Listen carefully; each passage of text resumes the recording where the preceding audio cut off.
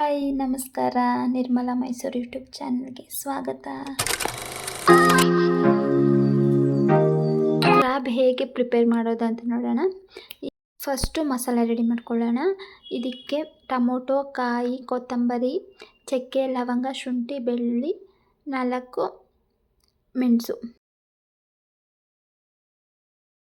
ಅದಕ್ಕೆ 4 spoon oil ಹಾಕಿ ಚೆನ್ನಾಗಿ ಇದಾದಮೇಲೆ ಈರುಳ್ಳಿ ಹಾಕಿ ಚೆನ್ನಾಗಿ ಫ್ರೈ ಮಾಡ್ಕೋಬೇಕು.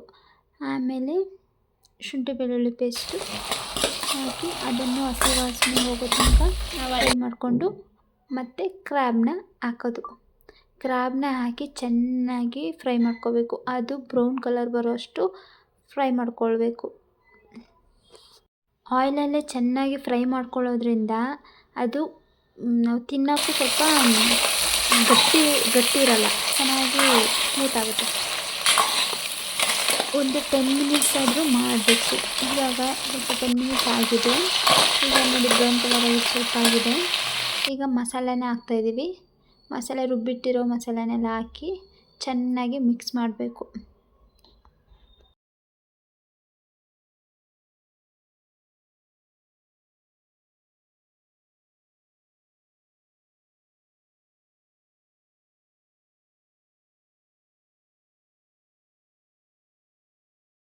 ನಮಗೆ ಎಷ್ಟು ಬೇಕೋ ಅಷ್ಟು ನೀರು ಹಾಕೋಬೇಕು.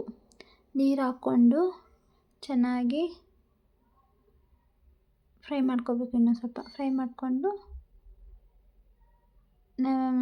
ನಮಗೆ ಕ್ವಾಂಟಿಟಿ ಎಷ್ಟು ಬೇಕೋ ಅಷ್ಟು ಹಾಕ್ಕೊಂಡ್ರೆ ಸಾಕು. ನೀರು ಜಾಸ್ತಿನೂ ಹಾಕ್ಕೋಬಾರ್ದು, ಕಡಿಮೆನೇ ನೀರು ಹಾಕಿ. ಅದು ಅಲ್ಲೇ ಆಯಿಲಲ್ಲೇ ಫ್ರೈ ಆಗಿರೋದ್ರಿಂದ ಜಾಸ್ತಿ ನೀರೇನು ಬೇಡ. ನಿಮ್ಗೆ ಎಷ್ಟು ಬೇಕು ಕ್ವಾಂಟಿಟಿ ಅಷ್ಟು ನೀರು ಹಾಕಿದ್ರೆ ಸಾಕು.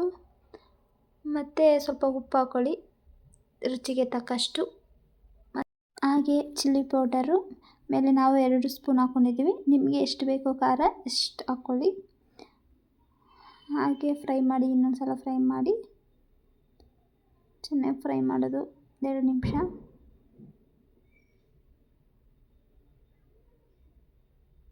ಫ್ರೈ ಮಾಡಿ ಆದಮೇಲೆ 10 ಮಿನಿಟ್ಸ್ ಹಾಗೆ ಕ್ಲೋಸ್ ಮಾಡಿ ಬಿಡಬೇಕು.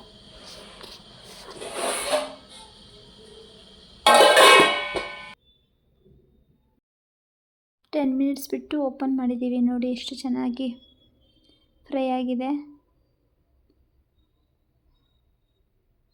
ಈಗ ಬೇಕಿದ್ರೆ ನಿಮಗೆ ಟೇಸ್ಟ್ ನೋಡಿ ನಿಮಗೆ ಸಾಲ್ಟು ಇಲ್ಲ ಖಾರ ಸ್ವಲ್ಪ ಬೇಕು, ಹೆಚ್ಚು ಕಮ್ಮಿ ಬೇಕು ಅಂತ ಹೇಳಿದರೆ ಹಾಕ್ಕೋಬೋದು.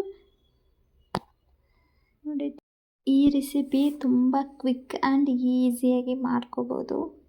ಕ್ರ್ಯಾಬ್ನ ನಾನು ಡೈರೆಕ್ಟಾಗಿ ನೋಡಿರೋದು ಸಹ ಇದೇ ಫಸ್ಟ್ ಟೈಮ್ ಹಿಡ್ದಿರೋದು, ಇದೇ ಫಸ್ಟ್ ಟೈಮ್ ತಿಂತಾಯಿರೋದು ಸಹ.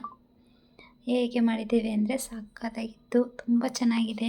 ಟೇಸ್ಟ್ ಕೂಡ ಚೆನ್ನಾಗಿದೆ. ಇದು ಹೆಲ್ತಿಗೂ ಕೂಡ ತುಂಬ ಒಳ್ಳೆಯದು.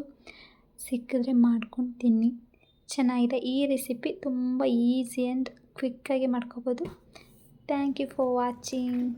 ಹೀಗೆ ಸಪೋರ್ಟ್ ಮಾಡಿ, ಸಬ್ಸ್ಕ್ರೈಬ್ ಮಾಡ್ಕೊಳ್ಳಿ. Thank you.